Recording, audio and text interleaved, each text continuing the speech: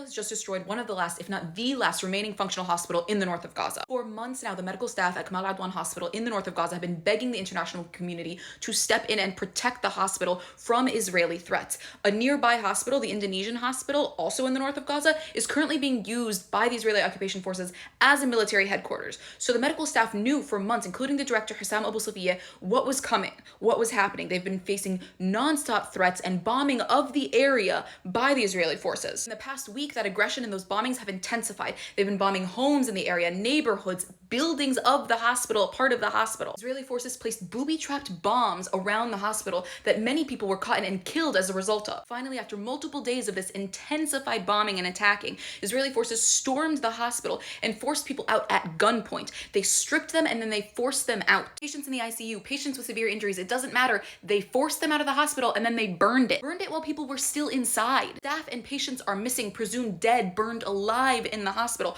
Other staff were injured trying to put out the flames. According to survivors, Israeli forces summarily executed people in and outside of the hospital. Even people who were waving white flags summarily executed. Staff and patients and civilians have been killed by bombs, by fire, by gunpoint. Now, I want you to remember that it is freezing in Gaza right now, and Israeli forces stripped those patients and left them out in the cold. At least 4 or 5 people already have died just from how cold it is in their tents.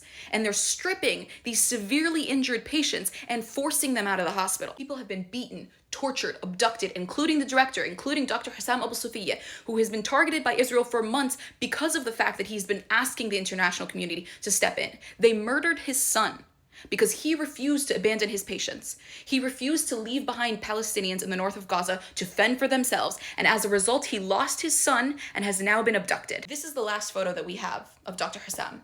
This is all that we know about him. He walked toward the Israeli tanks because they demanded that he come, and they abducted him. What's so terrifying about all of these abductions, and particularly Dr. Hussam being abducted, is that if you remember earlier this year, the head of orthopedic surgery at Shifa Hospital, Dr. Adnan Al-Bursh, was abducted by Israel, tortured, and then to death. Israel is trying to wipe out entirely any and all medical infrastructure in the north of Gaza, because if there's no medical infrastructure, then people are going to suffer and they're going to die. There is no choice for them but to leave the north of Gaza. That is genocide, point blank.